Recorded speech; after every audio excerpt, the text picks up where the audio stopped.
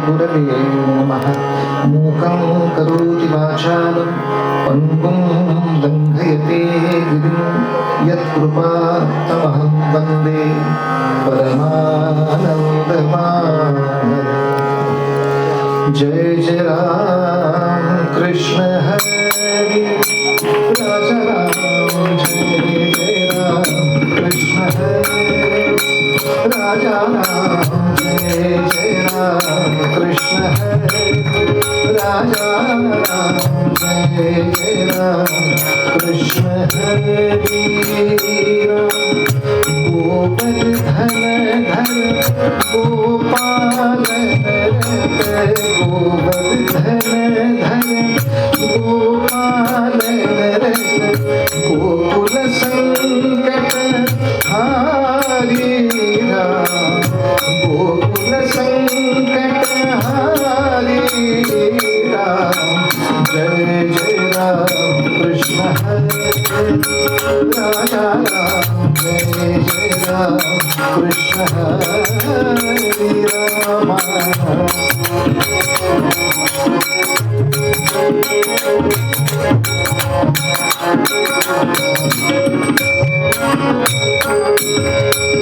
शरणागत दीना शरणी मेघी, शरणागत दीना शरणी मेघी, करुणा दृष्टि निहारी राम, करुणा दृष्टि निहारी राम।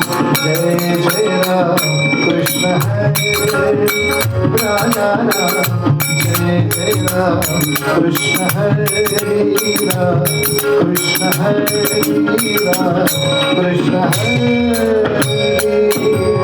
रघुपति राघव राजा राम,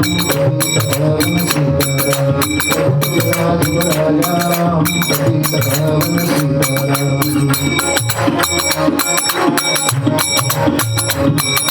रघुपति राघव राजा राम, पतित पावन सीताराम, रघुपति राघव राजा राम, पतित पावन सीताराम। राजा राज रामचंद्र महाराज की जय।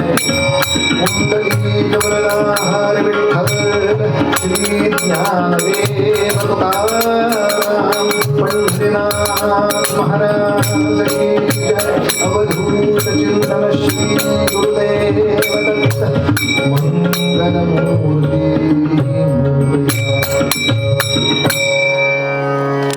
साधारणतः शास्त्रीय संगीत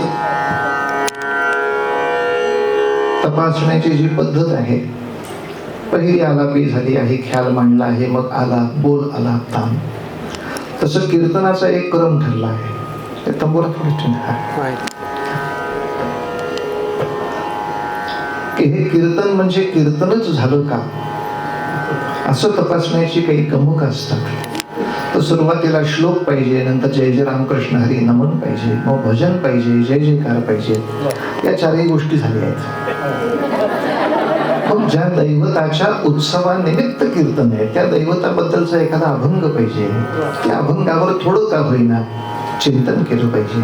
ज्याला निरूपण असं म्हणतात, किंवा कीर्तनाच्या परिभाषेत त्याला पूर्वरंग असं म्हणतात. आधुनिक अभ्यासक्रमाच्या भाषेत त्याला थेरी असं म्हणतात. तर थेरीचा भाग थोडा आधी थोडासा चिंतनात्मक घेतला पाहिजे, आणि नंतर कथा, आख्यान, त्याला प्रॅक्टिकल म्हणायचं, किंवा उत्तर रंग असाही शब्द वापरला जातो. त्या उत्तर रंगामध्ये मात्र संगीताचे विविध प्रकार आले पाहिजेत, अशी एक अपेक्षा असते. एखादं नाट्यपद घ्या, एखादं लोकसंगीत घ्या, एखादा अभंग घ्या, एखादी मराठी वाङ्मयातली आर्या तरी म्हणा. मराठीमध्ये 72 वृत्त आहेत, आणि या 72च्या 72 वृत्तामध्ये काव्य लिहिणारी माणसं आहेत. वृत्त म्हणजे बातमी हा अर्थ बरोबरच आहे, पण अजून एक वृत्त या शब्दाचा अर्थ आहे कविता करण्याचा नियम, म्हणजे अजून सोप्या भाषेत मीटर. असे 72 प्रकारचे मीटर मराठी भाषेत आहेत. त्यातले किमान 10 ते 15 कीर्तनात वापरले जातात. अलीकडच्या बऱ्याचशा काळामध्ये मीटर असतो, शब्द असतातच असं नाही. त्यामुळे आपली श्रीमंती खरंच वाखाणण्यासारखी आहे.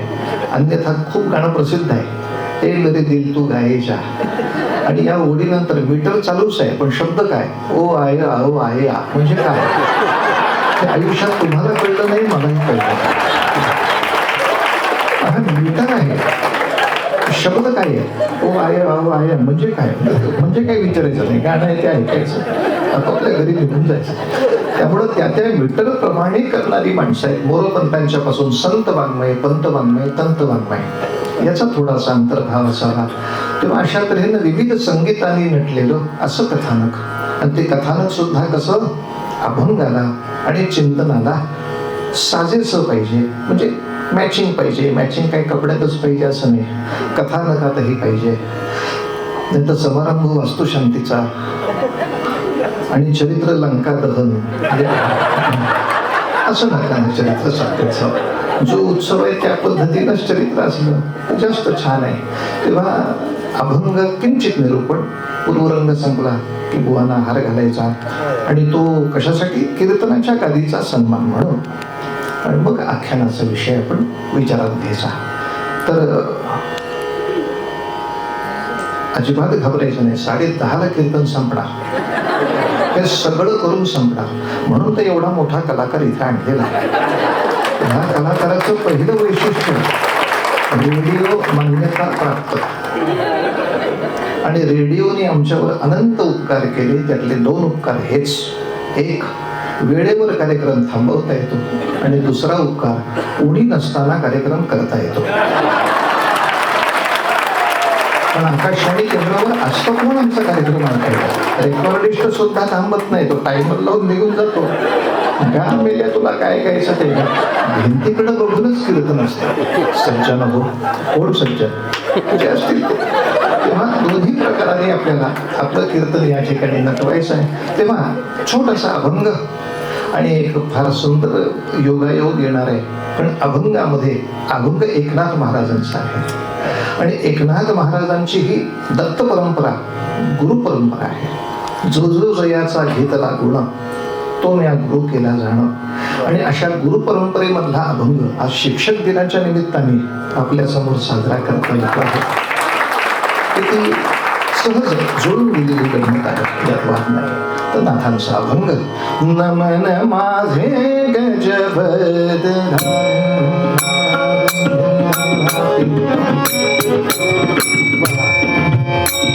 नमन माझे गजबदन, नमन माझे गजबदन,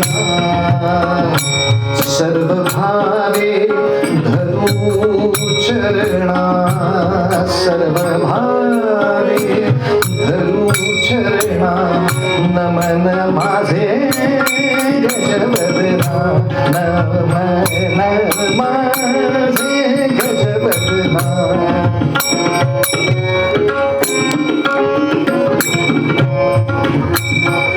गौरी हराचा कुमर, नाव त्याचे लंबोदर, विघ्ने निवारी क्षणात, नाव त्याचे एकदंत, नमन माझे गजबदना, नमन माझे गजबदना.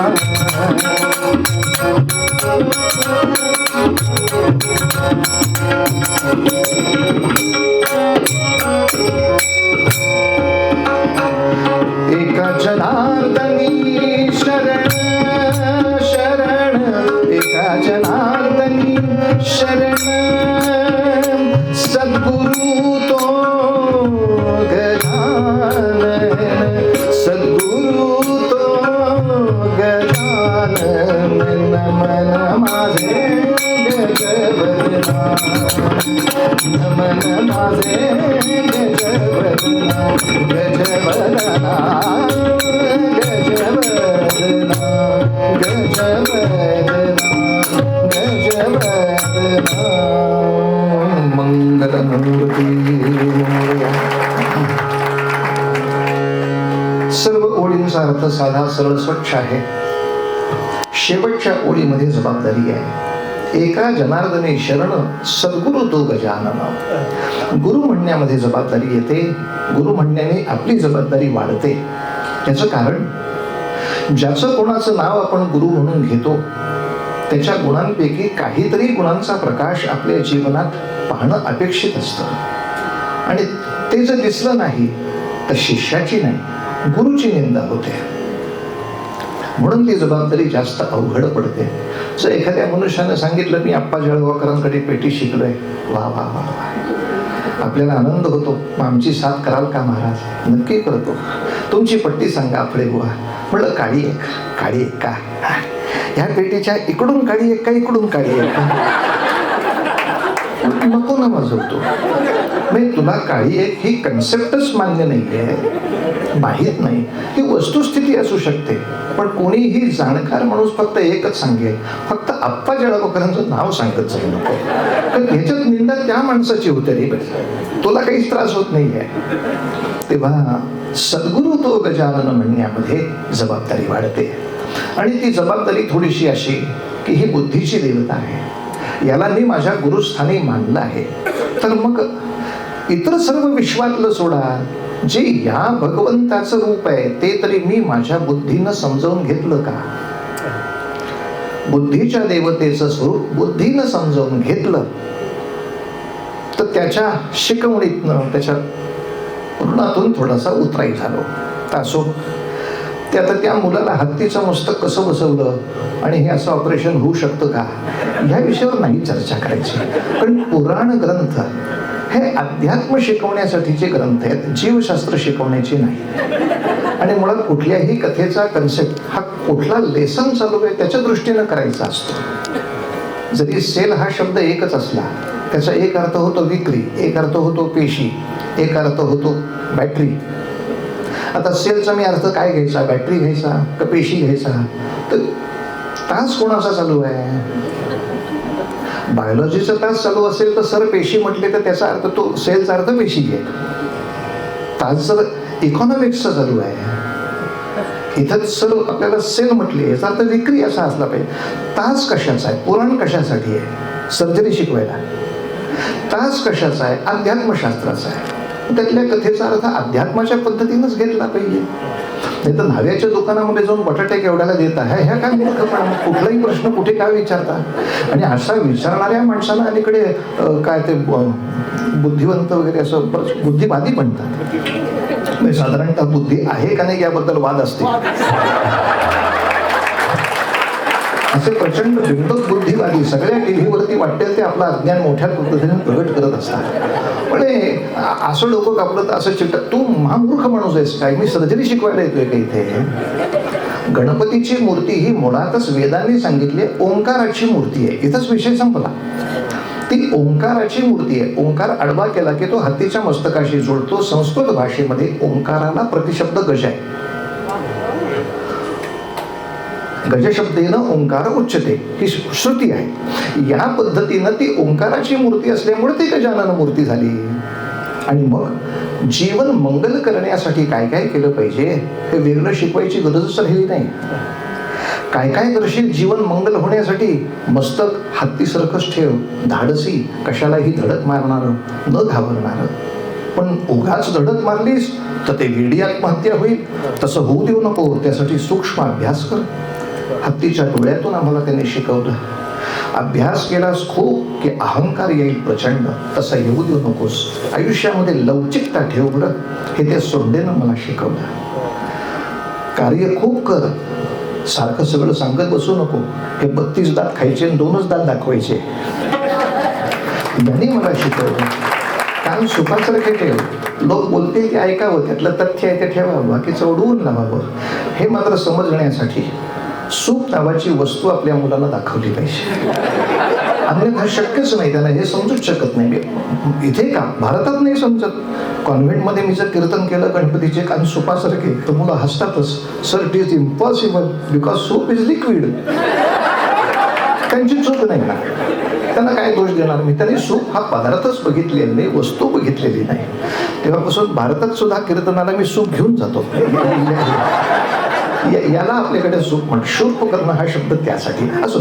त्यातला अर्थ जरी सांगितला तरी पुष्कळ आहे की तथ्य आहे ते घ्यावं, सगळंच झाडून टाकणं हेही मोठेपणाचं लक्षण नाही. दुसरे काय म्हणतात, मी विचार करत नाही, तो मूर्ख आहेस, तू शहाणा नाही आहेस. दुसरे काय म्हणतात याचा 100 वेळा विचार केला पाहिजे. त्यातलं फोलपट आहे ते उडून जाऊ दे, पण तथ्याचा विचार केला पाहिजे. ते मला कान शिकवतात. आणि दुसरं ते लंबोदर काय शिकवतो, तर जीवन मंगल मूर्ती करायची असेल तर अनेकांचे अनेक अपराध पोटात घालायची माझी तयारी पाहिजे. तेव्हा सारखं एकदम रागाराग असं नाही. पण हातामध्ये पाश आणि अंकुश दोन्ही एकत्र केलेले आहेत. पाशांकुश कशासाठी, का म्हणजे जेवढी कॉम्बिनेशन चांगली तेवढ्या व्हरायटी कमी होतील ना. पाशांकुश, पाश समोरच्याला खेचण्यासाठी आणि अंकुश स्वतःला रोखण्यासाठी. या दोन्ही गोष्टी मला त्या ठिकाणी देतात. आणि अत्यंत सोप्या गोष्टीमध्ये खोबरं आणि गूळ एवढंच फक्त एकत्र केलं की माझा प्रसाद होऊन जातो, मला मोद म्हणजे आनंद मिळतो. आणि शेवटचं त्या गणपतीच्या मूर्तीकडून पाहण्यासारखी गोष्ट म्हणजे उंदराची स्वारी. कावळे एवढा मोठा गणपती एवढ्याशा उंदरांनी कसा काय चालत असेल हो? साधं सोपं सरळ उत्तर, एवढा मोठा कॉम्प्युटर माऊसनी कसा चालतो? ते रूप आहे असंच दिसतं ना, माऊस तिथेच उभा आहे. आणि मोठी गोष्ट छोट्या गोष्टीनं चालवणे हीच तर बुद्धीची कमाल आहे.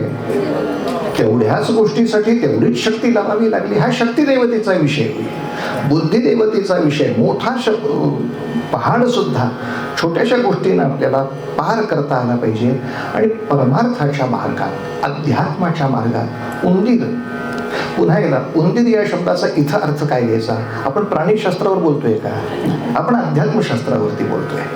मग अध्यात्मशास्त्रामध्ये उंदराला काळाचं प्रतीक मानलंय. तेव्हा बुद्धिमान माणसाचं लक्षण ते की जो काळावर स्वार होतो, काळाला सुटू देत नाही. उंदीर किती पटकन सुटून जातो आपण कल्पना करू शकता. अरे तेव्हा ते केलं आता तो बरं झाला असतो, काळ सुटून गेला. पण किमान गेलं ते गेलं. आता ह्याच्या पुढचा काळ कुठलाही क्षण वर्तमान भविष्यातला सुटू देणार नाही. ही बुद्धिमत्तेची कमाल जर त्या सगळ्या मुलांनी दाखवली तर ती गणपतीची विशेष पूजा आहे. असो तर सद्गुरु तो गजानन मधलं त्यातलं मूर्ती विज्ञान सांगितलं, पूर्वरंग संपलेला आहे. थेरी हा विषय इथे बंद. आता एकदम प्रॅक्टिकलला आपल्याला जायचं. काय समजून घेतली तर गंमत आहे. आपल्याकडं काय होतं, गतानुगतिक होऊन आपण म्हणत राहतो, समजून घेण्याचा विषयच नाही. का रे बाळा, सुख करता म्हणजे काय? तो सुख करणारा आहे. दुःख करता म्हणजे काय? तो दुःख हरण करणारा आहे. विघ्नाची वार्ता म्हणजे काय? या नियमाप्रमाणे तो विघ्नाची वार्ता आहे. मग नुरवी म्हणजे काय? पुरू देत नाही. पुरवी म्हणजे काय? पुरवतो. जो पुरवतो पुरू देत नाही म्हणजे न्यूट्रल.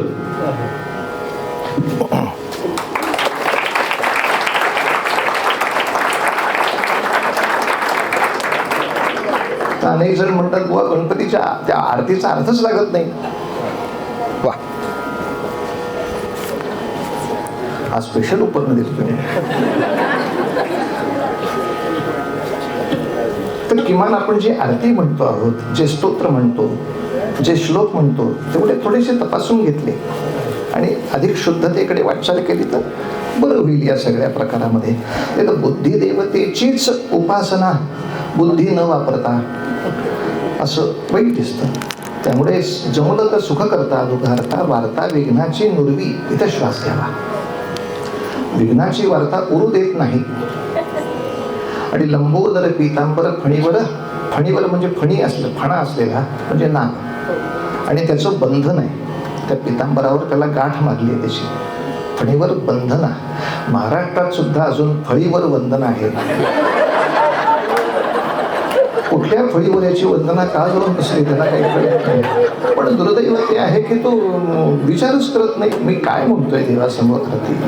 तेव्हा आपल्या समोर असलेल्या वाङ्मयाचा नीट सम्यक विचार करून त्याचा उच्चार जर झाला तर उत्तम तऱ्हेनं आपल्या जीवनातलं मंगल होत असतं महाराज. असो, पूर्वरंग संपला, थेरी हा विषय संपला. 2 क्षण फक्त भजन, लगेच प्रॅक्टिकल. रघुपती राघव राजा राम पतित पावन सीताराम, रघुपती राघव राजा राम पतित पावन सीताराम, रघुपती राघव राजा राम पतित पावन सीताराम, रघुपती राघव राजा राम. राजा राज रामचंद्र महाराज की जय. आपण त्या मूर्तीतून जे जे शिकलो त्याचं प्रॅक्टिकल गणपती पुराणात कुठे ते बघायचं. पहिलं, मस्तकातून येणारा गुण आहे साहस, धाडस. एखाद्या अवघड समस्येला हात घालणं हे साहस आहे. किरकोळ असलेल्या पैलवानाला लोळवणं यात काही फार साहस नाही. पण जेव्हा रामायण काळामध्ये रावणासारखा प्रतिस्पर्धी आला, रावण मूर्ख नव्हे, अडाणी नव्हे, मूर्ख प्रतिस्पर्धी असेल तर खूपच बरं पडतं की आपलं काम सगळं तोच करून टाकतो. त्यामुळे तो जरी विषय नाही, रावणासारखा अत्यंत तपस्वी माणूस, त्या रावणाने पाहिलं की आपली माता मातीच्या शिवपिंडीची पूजा करते. आई हे कशासाठी? आईनं म्हणावं याने कैलास लोक मिळतो.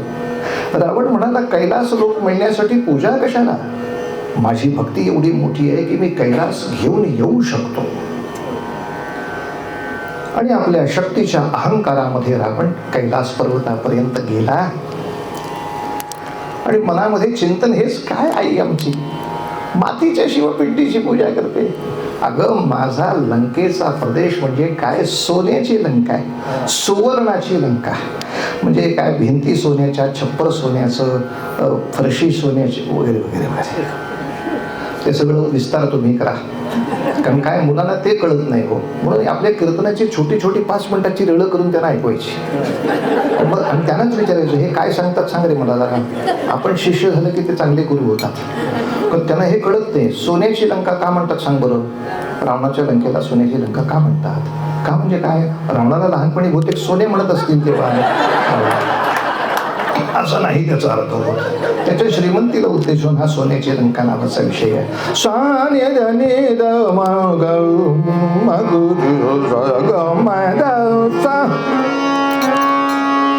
व्हरायटी पाहिजे गणेश, सिनेमातलं गाणं. स्वयंवर झाले सीतेचे, सिनेमाचं नाव. रावणाचं काम कोणी केलं? चंद्रकांत मांढरे. सीतेचं काम शोभना समर्थ. कोण शोभना समर्थ? काजोलची आजी. काय लोकांसाठी नको नको ते लक्षात ठेवायला लागते हो. काय संबंध आहे का तुमचा आमचा त्याच्याशी? पण शब्द किती सुंदर आहेत रावणाच्या मुखी ते शब्द. रम्य ही स्वर्गाहून लंका, रम्य ही स्वर्गाहून लंका, तिच्या कीर्तीचा सागर लहरी, तिच्या कीर्तीचा सागर लहरी, दादवी ती लंका. रम्य ही स्वर्गाहून लंका, रम्य ही स्वर्गाहून लंका, रम्य ही. त्याचं कारण काय? लक्ष्मी लंका दोघी भगिनी, लक्ष्मी लंका दोघी भगिनी, उभया उपजल्या या जलधीतून, उभया उपजल्या. लंका सुद्धा समुद्रातूनच आली आणि समुद्र मंथनाच्या वेळी लक्ष्मी सुद्धा समुद्रातूनच आली. दोघी सख्या बहिणी. अहो पण ती लक्ष्मी आमची मेहुणी आहे असं रावण म्हणतो. ज्या लक्ष्मीला बोलवण्यासाठी तुम्ही लक्ष्मी व्रत करता ती माझी मेहुणी आहे, पण माझी लंका एवढी श्रीमंत आहे की त्या लक्ष्मीला मी भांडी घासायला पण नाही ठेवणार. याला अहंकार म्हणायचं महाराज. लक्ष्मी लंका दोघी भगिनी, उभया उपजल्या या जलधीतून, या लंकेचे दासी पदतरी, या लंकेचे दासी पदतरी, कमला घेईलता रम्य स्वर्गाहून लंका, रम्य स्वर्गाहून लंका, ही लंका, ही लंका.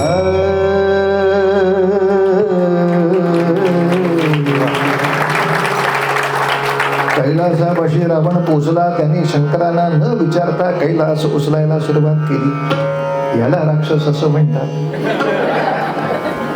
की तुमची आमची ओळख आहे ना, आहे. तुम्ही आम्ही काय मागितलं तर देता ना हो, पण न विचारता उचलायची काय पद्धत आहे? माझी वडिलांची ओळख आहे, मी 100 रुपये मागितले ते वडील देतात, पण पाकिट मारल्याशिवाय बरं वाटत नाही. हे जे काही विचित्र मनस्थिती आहे. आल्या आल्या शंकरांची समजा प्रार्थना केली असती, भगवंत आम्हाला पाहिजे, तर काही बिघडलं असतं? कथा आहे तशी मान्य केली पाहिजे. तुम्ही रावणाची विरोधोपात म्हणून असं बोलता. एक मिनिट, जशी पुराणात कथा आहे तशी मी सांगतोय. कादंबरी नाही चाललेली आपली. कादंबरीकारांना अलीकडे भयंकर स्वातंत्र्य मिळालेलं आहे की सगळ्या पुराणकारांना ते गुंडाळून ठेवतात आणि जणू काही यांचे बाप उतरले त्याच्यामध्ये. अशी मूर्खासारख्या कादंबऱ्या घेऊन बसतात. कशासाठी खोटं सांगतात? स्वतःचे साहित्याचे बिजास मिरवण्यासाठी. पुन्हा ते बुद्धिवादी. जी आहे तशीच कथा मान्य करूया ना. त्याने शंकरांना न विचारता कैलास उचलायला सुरुवात केली. आता थोडं वर्णन असं आहे की 20 हातांनी. आता हे कसं मान्य करायचं? होते का त्याला 20 हात? पुन्हा एकदा, विषय कोणाचा आहे? अध्यात्मशास्त्राचा. जीवशास्त्राबद्दल आपण बोलतोय का? अध्यात्मशास्त्रामध्ये या संकल्पना असतात. 20 हाताची शक्ती 2 हातात आहे. हे चित्रांमध्ये कसं दाखवणार? तर 20 हाताने दाखवणार. 10 डोक्याची शक्ती एका डोक्यात आहे, हे चित्रात कसं दाखवणार? 3 गुण एकत्र आले, हे चित्रात कसं दाखवणार? म्हणून त्रिगुणात्मक त्रयमूर्ती दत्त. हा काय पहा, कसा पाहणार? तसं दिसत नाही, जाणार. ते जाणून घ्यायची गोष्ट आहे. आपले गोवा गाढव आहे, चित्र काढता येईल का नाही पटकन? आहे असा टोमॅटो लाल भोपळा काढायचं, 2 काम काढले की झालं चित्र. तुम्हाला जे शब्दात सांगायचे ते चित्रामध्ये सांगितले, चित्रभाषा असं म्हणतात. तेव्हा ते उगाच 20 हात होते का, 10 तोंड होती का, 10 तोंड असली तर तू कुशीवर कसा झोपत होता? मग कथा राहिली बाजूला. त्या मेलेला काळजी कसली, तर हा कसा जाती झोपत असेल? तू सुखाने झोप म्हणजे पुष्कळ मिळवलं. प्रश्न असा आहे, त्याने कैलास न विचारता हलवायला सुरुवात केली. हे महत्वाचा विषय आहे. आणि असं तळमळीत कैलासाचं आसन झालं म्हटल्यानंतर भगवान शंकरांनी वजन वाढवलं आणि ते वजन वाढवल्यावर त्यानं शिवस्तुती केलेली आहे. कैलास राणा शिवचंद्र मौळी फणींद्र माथा भ्रुकुटी झळाळी कारुण्य सिंधो भव दुःखहारी तुझ वीण शंभो मज कोण तारी. आणि भगवान शंकरांचं वर्णन. आशुतोष जरा कुठे भक्ती केली की प्रसन्न होता तो. प्रसन्न झाली. काय पाहिजे मला?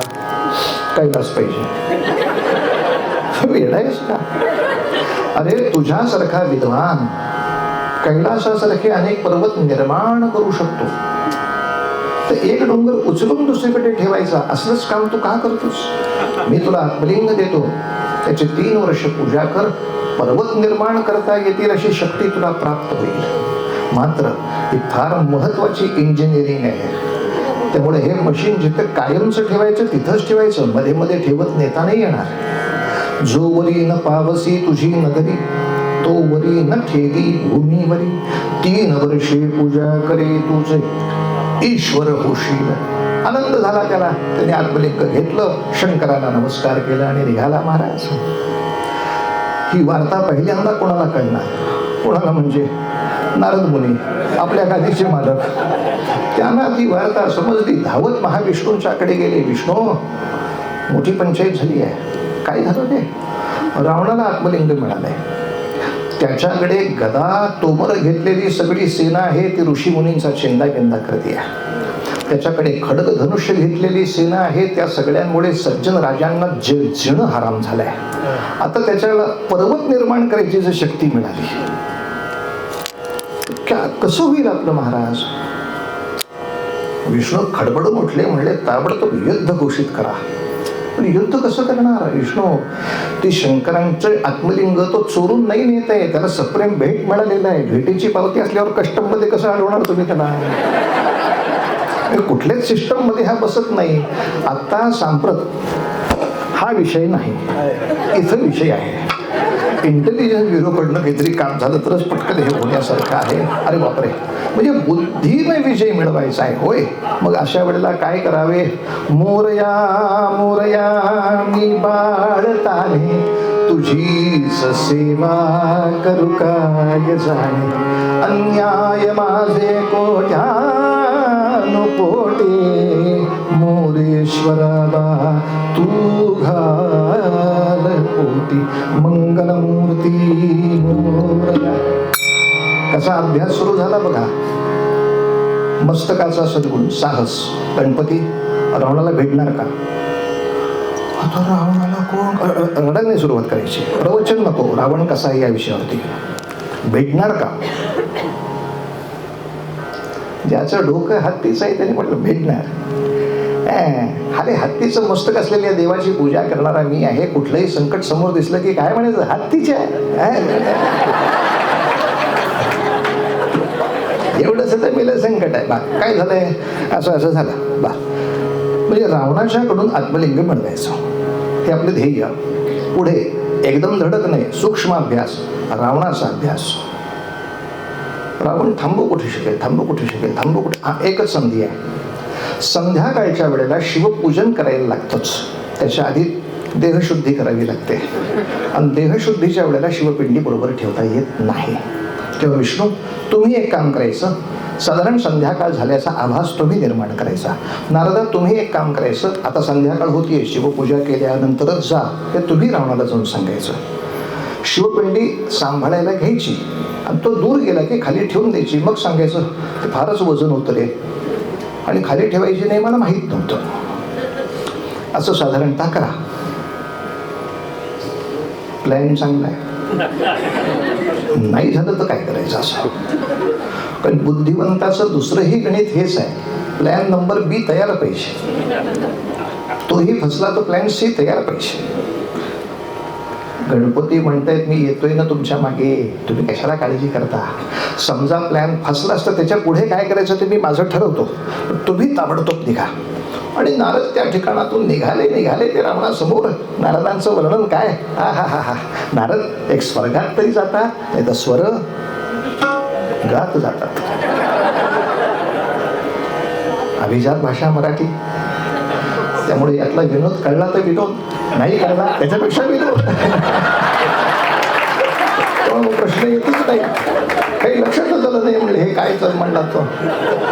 एकाच शब्दामध्ये अक्षर वेगवेगळी फोडली आणि वेगळा अर्थ काढला की त्याला मराठी भाषेत कोटी करणं असं म्हणतात. आमचे बुजुर्ग बुवा होते, खूप कोट्या करायचे कीर्तनात. लोकांनी त्यांना पदवी दिली, तुम्ही कोट्याधीश आहात, सारख्या कोट्या करता ना. त्यांनी त्याच्यावर पण कोटी केली, तुम्ही लक्षाधीश आहात म्हणून मी कोट्याधीश. लक्ष देऊन ऐकल्याशिवाय त्यातली कोटी कळत नाही. ते एक स्वर्गात जातात, नाही तर स्वर्गात जातात. आता नारद आले म्हणजे नारदांचं पद आलं पाहिजे. वा, सिनेमातलं झालेलं आहे, आता एक नाट्यपद घ्या. जर नाट्यपदामध्ये इंटरेस्ट नसेल तर दुसरं काहीतरी काम दिलं पाहिजे ना आपण. मग आई देतो नाही नसलेल्यांच्यासाठी एक काम की पूर्ण गाण्यामध्ये भगवान विष्णूंची 11 नावे आलेली आहेत, ती हुडका आणि ती मोजा. म्हणजे तेवढा तुमचाही वेळ छान जाईल त्याच्यामध्ये. समजा गाणं नाही जमलं तरी. काय सुंदर नारदांचं पद त्या नाटकांमध्ये आलंय. भारी वा. नारायणा रमा रमणा, नारायणा रमा रमणा, नारायणा रमा रमणा, मधुसूदना मनमोहना, मधुसूदना मनमोहना, करुणाघना रे नारायणा रमा रमणा, नारायणा. 5 नावं झाली बरं. रमा रमणा भाव आता श्रीहरी झडकरी बलसागर गोविंदा, तुझ्या चरणी सादर वंदन करितो परमानंदा, करितो परमानंदा रे. दे प्रसादा व्यंकटेशा, दे प्रसादा व्यंकटेशा, जगताचा आनंदा रे नारायणा रमा रमणा, नारायणा नारायणा नारायणा नारायण नारायण नारायण. रावणाने त्यांना बघितलं, रावणाच्या पोटात गोळा उभा राहिला. ज्या अर्थी पत्रकार आले त्या अर्थी बातमी फुटली. आता समोर दाखवता येत नाही. हसू नको रावणा, तुझ्या हिताची गोष्ट सांगायला आलो. संध्याकाळ होत चालली आहे, शिवपूजा झाली पाहिजे. पहिल्या दिवशी व्रतभंग करून कसं चालेल मला सांग? पिंडी मी सांभाळतो, जा पटकन हातपाय धुवून ये. रावणाने सांगितलं, देहशुद्धी केली पाहिजे हे मला माहिती आहे, पूजा केली पाहिजे हेही माहिती आहे, आणि ते करणारच आहे, पण शिवपिंडी तुम्हाला देणार नाही. का? अहो तुम्ही भजनाची नादी, भजनाच्या नादात हे खाली ठेवून दिलं तर माझी केवढी पंचायत होईल मला सांगा. ती जिथे ठेवू तिथे कायमची चिकटणार आहे. सब प्लॅन चौपट हो गया. जे मला माहीत नाही असं आपल्याला सांगायची होती थाप, ते त्यांनी जरी सांगितलं, परंतु द्यायलाही तयार नाही. नारद म्हणले, गणपती संपलं. गणपती बाप्पा असे लहान उभे आहेत, काही काळजी करू नका, मी ऐकलंय काय ऐकलंय, अजून बोला थोडं. अरे मग तू कोणाच्या हातात देणार शिवपिंडी? असंच कोणतरी अडाणी गुराखी वगैरे असला तर ते. हा म्हणजे रावणाला कोण पाहिजे ते त्यांच्या लक्षात आलं. सूक्ष्म अभ्यास, योग्य ते ऐकायचं, बाकीच्या गोष्टी उडवून टाका. आणि लवचिकता. मी गणपती आहे, माझे दागिने तुम्हाला माहिती आहेत काय? माझी श्रीमंती माहिती आहे काय? मी काय गवळी हो? वेळ प्रसंगी परित्राणाय साधूनाम, कोणतंही काम करायची वेळ आली तरी कुरकुर नाही, ही लवचिकता आहे. कुरकुर नाही. नारदा मला कळलं काय करायचं ते, लांबूनच खून केली, तुम्ही निघा, आम्ही येतो. अडाणीच का पाहिजे रे? का म्हणजे ज्यांना वेळ भरपूर, लोक कमी, अशी जेवढी पार्टी त्यांची पार्टी. त्या माझं अक्कल आली तर मला अक्कल नाही हे त्याला कळायला लागेल. हे मला परवडायचं नाही. नारायण नारायण म्हणून नारद मुनी त्या ठिकाणाहून बाजूला गेले आणि गणपती बाप्पा गुराख्याचं रूप घेऊन त्या ठिकाणी आले. मायेनं काही म्हशी तयार केलेल्या. रावणाला वाटलं काय मला सिद्धी प्राप्त झाली. मनात आल्याबरोबर दिसला गुराखी. तुला नाही, सिद्धी गणपतीला प्राप्त आहे. असो, अरे ये ये ये बाळा ये, काय छान दिसतोस, काय छान गाई राखतोयस, एका मिनिटात सगळं छान. मग मात्र आता गणपती बाप्पाला गावं लागणारच आहे. तो गोराख्याच्या वेशात असलं तरी का होईना गावं लागेलच ना. कारण रावणाच्या वेळेला आपण रावणाचं गाणं घेतलं, नारदांच्या वेळेला नारदाचं घेतलं. आता गोराख्याच्या वेळेला घेतलं नाही तर ॲट्रॉसिटी लागायची आपल्यावरती. बहुजन समाजाचा मोर्चा येईल आपल्या बोबडा. गोराख्याचं गाणं तुम्ही का नाही घेतलं? आता थोडं एक कॉम्बो करून टाकतो, म्हणजे त्यांच्या तोंडीचं गाणं पण आमच्या बाबांनी केलेलं आहे थोडंसं रिमिक्स. पूर्वीचं एक फार प्रसिद्ध गाणं होतं, मन शुद्ध तुझं गोष्ट हाय पृथ्वी मोलाची, हा पृथ्वी मोलाची हाय, पृथ्वी मोलाची. ती चाल डोक्यामध्ये घेऊन बाबांनी कविता लिहिली.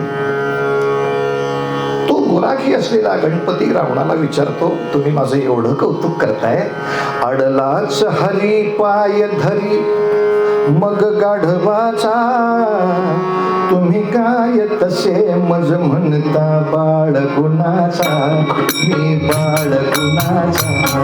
अडलाच हरी पाय धरी मग गाढवाचा, तुम्ही काय तसे मज म्हणता बाळ गुणाचा, मी बाळ गुणाचा. गोड गोड बोलून या काम करून घ्या, संपताच काम मला मोकलून घ्या. गरज सरो वैद्य मरो न्याय जगाचा, तुम्ही काय तसे मज म्हणता बाळ गुणाचा, मी बाळ गुणाचा, मी बाळ गुणाचा. अरे बाळा बाळा बाळा बाळा, माझं एवढं काम कर रे, एवढी शिवपिंडी सांभाळ, तुम्ही केव्हा येणार? अरे देहशुद्धी करून येतो, तुम्ही काय करून येणार असं मी नाही विचारलं. केव्हा येणार? आंघोळ करून येतो, याला वेळ सांगत नाही. कोणाची 5 मिनिटात आंघोळ असते, कोणाची 35 मिनिटं चालते. आंघोळ करून येतो याच्यावरनं वेळ नाही कळत. मी काय करून येत आहो असं नाही विचारला आहो, किती वेळात येत आहो. अरे येईन रे, असं करूया, तुम्हाला त्रास नको मला त्रास नको. माझी काही गुरं घराकडं पडत सुटली, काय सूर्यास्त झाला किती घरी कडे जाणार, मी नोकर आहे, ती घराकडे गेली मी समजा गेलो नाही, माझी नोकरी जाईल का नाही, ती जर पळायला लागली तर मी तुम्हाला 3 हाका मारणार. हो, 3 हाकात नाही आला तर खाली ठेवून निघून जाणार. मग माझी चूक नाही, हो म्हणा. याला ॲग्रीमेंट म्हणायचं. मी ठेवीन हे ॲग्रीमेंट नाही होत, त्याला पूर्णता. मग माझी चूक नाही हे तुम्ही मान्य केलं पाहिजे. नंतर फसवणुकीचा दावा तुम्ही लावू नाही शकणार. तुम्ही ॲग्रीमेंट हो म्हटलेला आहात, माझी चूक नाही, तुम्ही हो म्हणा. आणि रावणाने होकार दिला, शिवपिंडी ताब्यामध्ये दिली, तिकडे निघाला निघाला निघाला निघाला. पटदिशी एका क्षणामध्ये सांगून टाकतो इथे रावण कुठे फसला कुठे. आणि एक मोठा प्रश्न, असं कोणाला फसवावं का?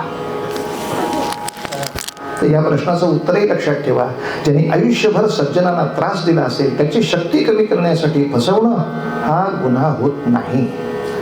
अनेक मोठमोठे चोर सुद्धा पोलीस ट्रॅप लावून किंवा सापळा रचून पकडतात, तेव्हा ते त्याच्या दृष्टीने त्याला फसवतातच, तेव्हा त्याला फसवणूक म्हणत नाहीत. सिग्नल तोडून पडून जाणाऱ्या माणसाला पकडण्यासाठी पोलिसने सिग्नल तोडला तर तो गुन्हा होत नाही. त्यामुळं तुम्ही कोणासाठी केलं हे महत्वाचं आहे, काय केलं हे महत्वाचं नाही. कोणासाठी केलं, कशासाठी केलं, त्यातला हेतू महत्वाचा आहे, तू विसरायचं नाही. त्यातलं कॉज महत्वाचं होतं. या प्रकरणामध्ये कुठे फसला, एकाच ठिकाणी फसवणूक झाली, 3 हाका मारायच्या ठरल्या, अंतर ठेवायचं कुठं ठरलंय? याला हत्तीचे डोळे म्हणायचं. सूक्ष्म अभ्यास. किती छोट्या गोष्टीमध्ये हा त्याच्या अहंकारापासून दूर होईल. त्याला भलता आत्मविश्वास आहे, एका हाकेत मी येऊ शकेन, नाही येऊ शकणार बाळा. तो आपला जो फाजील आत्मविश्वास आहे तोच तुम्हाला मानणार. आणि जसा रावण तिकडे लांब गेल्याबरोबर यांनी हाका मारायला सुरुवात केली. रावण महाराज असं काही पडायला लागले 1, रावण महाराज वासरं पडायला लागले 2, रावण महाराज सगळेच पडायला लागले 3 हाका संपल्या. धान्य दिशी जे खाली ठेवले चालले तुरतुर तुरतुर पडत. रावण तिथनं उलटा वळला आणि पळत येतोय. नारदाचा जीव खालीवर. Ganpati come fast come fast come fast come fast. अरे रावण तुझ्या मागे येतोय. गणपती बोलले कशाला तुम्ही त्रास करून घेता? रावण कितीही पळाला तरी तो पिंडीपर्यंतच पडणार आहे. त्याचा इंटरेस्ट पिंडीत आहे, माझ्यात आहे का? तो मला कशाला पकडायला इथे येणार आहे? त्याला काय गणपती बसवायचा आहे का विसर्जन करायचं आहे उद्या? कॉमन सेन्स की बात आहे यार. आपण विचार न करता टेन्शन घेतो, त्याचं ते सगळं जडित आहे. तू पिंडीपर्यंत जाणार आहे ना. आणि खरंच तो शिवपिंडीपर्यंत आला. गदा गदा गदा शिवपिंडी हलवायचा प्रयत्न केला, नाही जमला. त्या शिवपिंडीचा आकार गाईच्या कानाचा झाला. ते गोकर्ण महाबळेश्वर नावाचं तीर्थक्षेत्र उभं राहिलं. महाराज, तीर्थक्षेत्राची तर कथा आपण ऐकलीच, पण या कथेमध्ये काय काय ऐकलं? साहस कसं करावं ते ऐकलं, सूक्ष्म अभ्यास कसा करावा ते ऐकलं. रावणाला आपण कुठं काय करू ऐकायचं, फोलपट उडवून लावायचं, योग्य ते करून टाकायचं. आणि अरे तेव्हा मी ती आयडिया केली असती तर असा उंदीर जाऊ द्यायचा नाही. नारदांना ते वेळच्या वेळी जमलं नाही पाहिजे उलटवायला. ठीक आहे, त्यांच्या अपराध पोटात घालून त्याच्या पुढच्या कामासाठी उद्या नारदच आपल्या कामाचा आहे, यासाठी काही शासनाची आवश्यकता नाही. पण या सगळ्या आपल्या सद्गुणाच्या, आपल्या उपदेशाच्या सर्वस्वासकट गणपतीनं आपल्याला सगळं करून दाखवलंय. अर्थात शस्त्रांनी गणेशाने अनेक राक्षसांचा संहार केल्याच्या कथा आहेत, पण त्यांचा दृढ विश्वास आहे की बहुतांशी सज्जनांच्याकडे अशी शस्त्रयुद्धाने समोरच्याला संपवायची शक्ती नसते. मग किमान त्यांनी आपल्या बुद्धीच्या जोरावर अनेक असुरांचा त्या ठिकाणी पराभव करावा. असो, कथा संपवत असताना भैरवी करायची. निसा गम पद प गम पम गम जे सा. आता ती भैरवी हे मला सांगायची गरज नाही, सगळ्यांना ती येत असते, सगळ्यांना माहीत असते. अत्यंत आनंद होतो लोकांना भैरवी ऐकायला लागलं की. तर त्यानंतर सुटका होणार असते हे साधं गणित आहे याच्यामध्ये. भैरवी पक्की सगळ्यांना माहिती आहे. निसा गम पद निसा निसा प म गप मग रे भैरवी आपण म्हणूया त्याच्यामध्ये. पण भैरवीपूर्वी 2 गोष्टी सांगणं आवश्यक आहे की आज एक आनंदाची गोष्ट अशी, या अमेरिका दौऱ्यामध्ये मी ज्या ज्या अनेकांना भेटतो आहे त्या अनेकांना आपल्या वेदशास्त्र उपनिषदांमध्ये आता खरंच मूळ ज्ञान काय आहे हे जाणून घ्यायची एक जिज्ञासा फार चांगली निर्माण झाली आहे. आतापर्यंत कसं होतं, बाकीचे लोक आपल्याला जे थापा मारत होते ते आपण हो हो म्हणतात. आता लोकांची ती वृत्ती राहिली नाही. तुम्ही काही बडबड करा, मला मूळ टेक्स्ट काय आहे ते बघायचं आहे, मला त्याच्यावरचं चिंतन बघायचं आहे. तेव्हा सखोल अभ्यास एका जन्मात सगळा होणंच शक्य नाही. पण किमान एक वेदांबद्दलची थोडीशी तोंड ओळख, उपनिषदांची थोडीशी तोंड ओळख, पुराणांची थोडीशी तोंड ओळख, अशा रीतीचे छोटे छोटे विविध अभ्यासक्रम आम्ही करतो. त्या अभ्यासक्रमाची माहिती कीर्तनानंतर तुम्हाला देईल. आणि म्हणाल तुम्ही बुवा एवढंसं कीर्तन ऐकायची सवय नाही हो, यासाठी आमचे हे मोहन रानडे या ठिकाणी येऊन बसलेले आहेत. त्यांच्याकडे माझे पेनड्राईव्ह इतके भयानक आहेत. भयानक म्हणजे एक पेनड्राईव्ह महाभारताचा लावला की 15 तास महाभारताची कथा आपळे बुवा. शिवाजी महाराज लावले की 15 तास शिवाजी महाराजांची कथा आपळे बुवा. अर्थात नुसतं युट्यूबवर आपळे बुवा टाकलं की कपाटातनं कपडे पडतात बदा बदा अंगावर, तसे सगळे कीर्तन अंगावर पडतातच. त्यामुळे त्याच्यातलं काय कीर्तन विश्व नावाचा यूट्यूब चॅनल सुद्धा यासाठी मी चालवला. आपण कीर्तन विश्वच्या माध्यमातून सुद्धा अनेक कीर्तनकारांची अनेक कीर्तनं समजावून घेऊ शकता. मुद्दा इतकाच आहे, तेच आपण समजावून घ्यावीत आणि पुढच्या पिढीला द्यावीत. पुढच्या पिढीला देण्यामध्ये स्वारस्य एकच की जो आशीर्वाद बाकी सगळ्यांना आहे की गुजराती माणसं कुठल्याही देशात गेली कितीही वर्ष राहिली तरी उत्तम गुजराती बोलतात. बंगाली माणसं कोणत्याही देशात राहिली, कितीही वर्ष राहिली, कितीही पिढ्या राहिली तरी उत्तम बंगाली बोलतात. माझ्या पिढीतल्या लोकांना कुठल्याही देशात राहून कितीही वर्ष राहून मराठी काय येऊ नये, कारण तीही शेवटी एक आईची पूजा आहे, मातृपूजा आहे. तो एक आईचा आशीर्वाद आहे. आणि हा आईचा आशीर्वाद जपण्यासाठी सुद्धा या ठिकाणी अमेरिकेमध्ये खूप चांगले प्रयत्न चालू आहेत. हा आनंदाचा विषय. अनेक छोट्या छोट्या मराठी आता शाळा पण सुरू झाल्या आहेत. शाळांबरोबर मी हे सांगेन आपल्याला की त्यांना मराठी सिनेमे पण दाखवा, त्यांना बघता येतील इतकेच बरे, किंवा त्यात चांगले चित्रपट त्यांना दाखवा. त्यातला विनोदी चित्रपटाचा किंवा पुलंचा वपुंचा असा काहीतरी कालखंड त्यांना द्या. आणि त्याबरोबर आपण त्यांचे विद्यार्थी व्हा. या देवाच्या मूर्तीतून तुला काय कळलं रे, या कथेतून तुला काय तात्पर्य कळलं रे. एक विचित्र तात्पर्य सांगतो, माहितीपत्रक देईन नंतर, पण तात्पर्य असं विचित्र आहे. नारदांचा प्रश्न आहे नारद पुराणात की गणेशा आमच्यासाठी का केलंस.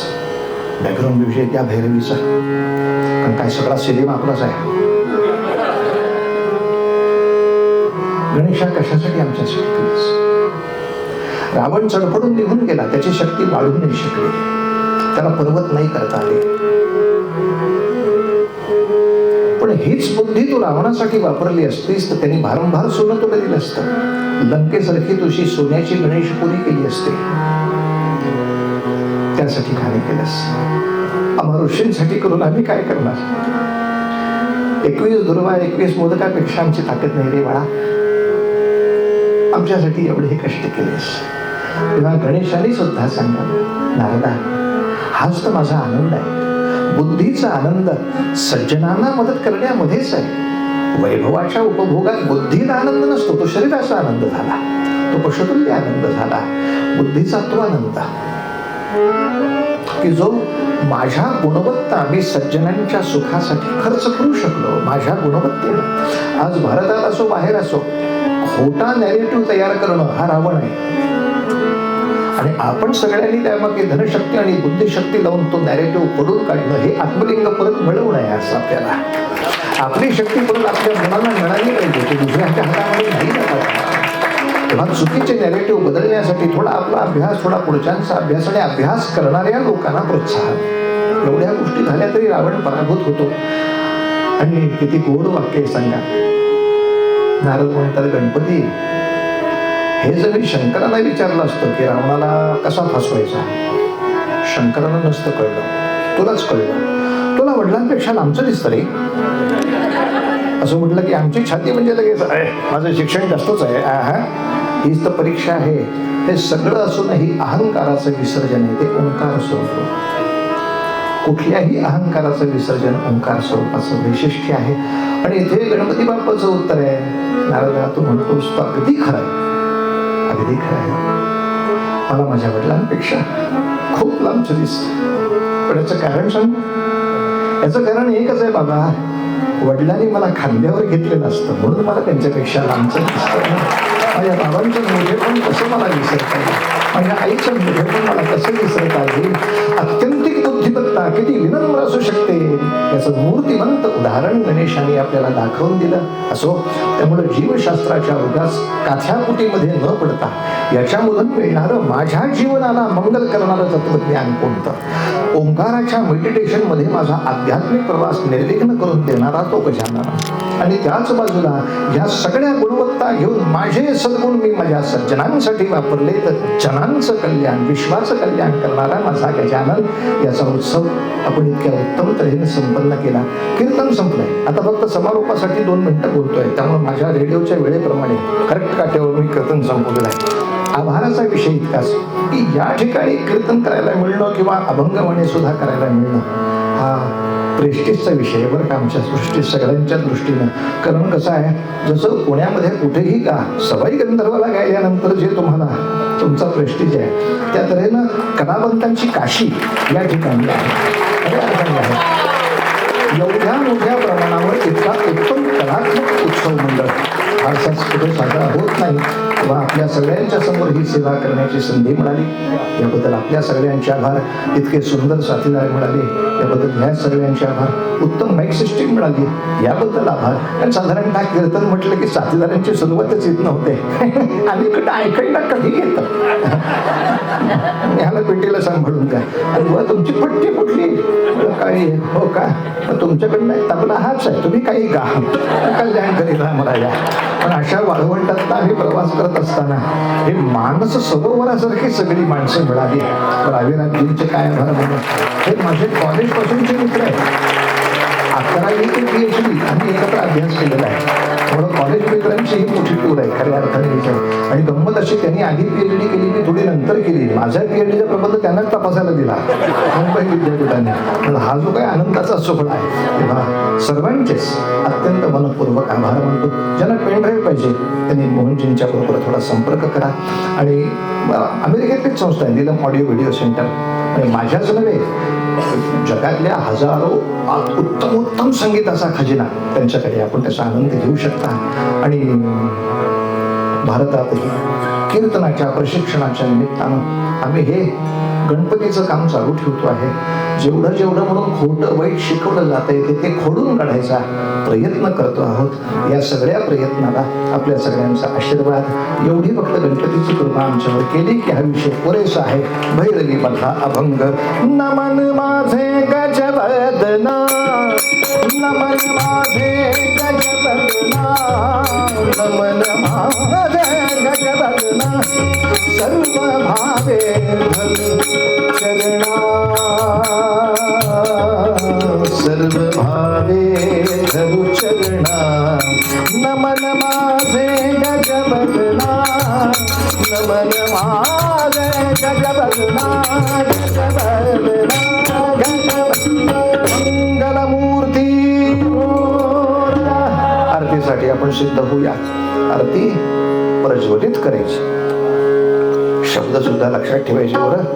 पटकन चुकून घाईमध्ये आरती पेटवा म्हणतात, पेटवा शब्द नाही वापरायचा इथे. आरती लावा, प्रज्वलित करा, आणि शक्यतो नुरवीनंतर श्वास घ्यायचा प्रयत्न करूया. आणि फळीवरच्या बंधनीऐवजी फळीवर बंधनीच्या पुढे जाऊ. कार्यक्रम कीर्तनाचा या ठिकाणी समाप्त. धन्यवाद.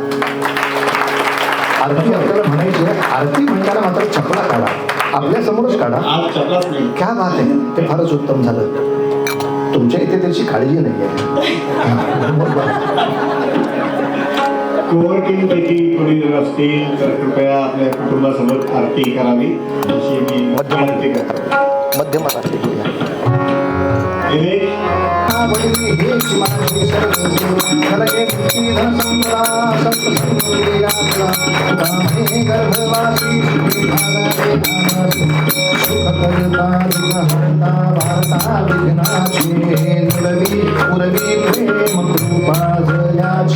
सर्वांगी सुंदर शेंदुराची, कंठी झळके माळ मुक्ता फळाची. जय देव जय देव जय मंगलमूर्ती, दर्शन मात्रे मन कामना प्रती. जय देव जय देव रत्न कवरा कुमरा. चंदनाची कृती कुंकुम केशरा हिरे जडित मुकुट शोभतो बरा रुणुझुणती नुपुरे चरणी घागरिया जय देव जय मंगलमूर्ती दर्शन मात्रे मन कामना प्रती जय देव लंबोदर पीतांबर फणीवर बंधना सरळ सोंड वक्र तुंड त्रिनयना दास रामाचा पाहे सदना संकटी पावावे निर्वाणी रक्षावे सुरवर बंधना जय देव जय मंगलमूर्ती दर्शन मात्रे मन कामना पूर्ती जय देव गणपतीन चरण डोळ्यां पाहिल रूप तुझे अनन्य अनंत पूजन भावे उभारून तमेव माता पिता तमेव तमेव बंधु सखा तमेव तमेव विद्या सकलं तमेव तमेव सर्वं मम देव कायेन वाचा मुखेन वा जन्मना वा स्वभावं करोमि यत्सकलं परस्मै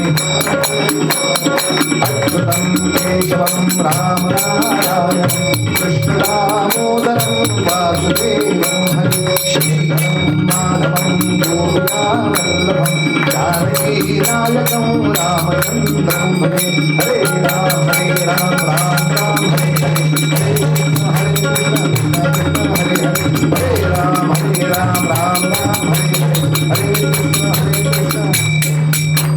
सदा सर्वदा योग तुझा घडावा तुझे कारणी देह माझा पडावा उपेक्षू नको गुणवंता अनंता रघुनायका मागणे हे चिकारा ज्या ज्या ठिकाणी मन जाय माझे त्या त्या ठिकाणी निज रूप तुझे आम्ही ठेवितो मस्तक ज्या ठिकाणी तेथे तुझे सद्गुरुपाय दोन्ही सद्गुरुनाथ महाराज की जय. अनंताने दोन माणसांची नावं घेणं राहून गेलं. एक म्हणजे ही संपूर्ण 1.5 महिन्याची आमची सहल टूर ज्या हर्षद पराशरे यांनी आयोजित केली ते पराशरे एंटरप्राइजेस त्यांच्या मनपूर्वक या ठिकाणी आभार मानणं हे आवश्यक आहे. आणि दुसरं आज आपण सगळे जे पारंपरिक वेश करून आलात त्या सगळ्याला बघून एक आनंद झाला म्हणून आपले एक वेगळे धन्यवाद यासाठी पण आहे. असे अधूनमधून पारंपरिक वेश आपले करत राहा. आणि एक छोटंसं गंमत सांगतो. कीर्तन मी सांगितलं ऐकवा त्यांच्याकडनं समजून घ्या. पण समजा ते पोरं म्हणाली आम्हाला यात इंटरेस्ट नाही तर काय करायचं तेवढं सांगतो आणि लगेच थांबतो. आपण जेव्हा पहिल्यांदा चायनीज खाल्लं तेव्हा आपल्याला आवडलं नाही. पण आपल्या मुलांनी आपल्याला शिकवलं आजोबा आवडलं नाही तरी खात राहा टेस्ट डेव्हलप होते. तेच उत्तर आपल्या उपासनेसाठी त्यांना द्यायचं. तुला आवडो ना आवडो ही उपासना करत राहा इतिहास ऐकत राहा आपल्या संस्कृतीला जपत राहा टेस्ट डेव्हलप होईल आणि या टेस्टनं तुझं आयुष्य बेस्ट होईल यात संशय नाही असा एक विश्वास सगळ्यांच्या पाठी घ्या. पुन्हा एकदा सर्वांचे